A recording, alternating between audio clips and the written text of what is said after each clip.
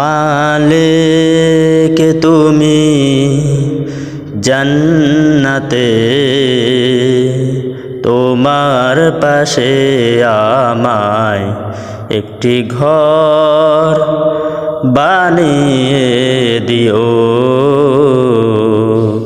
একটি ঘর বানিয়ে দিও।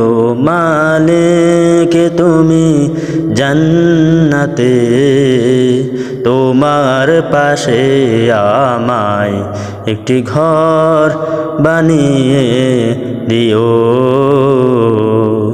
একটি ঘর বানিয়ে দিও।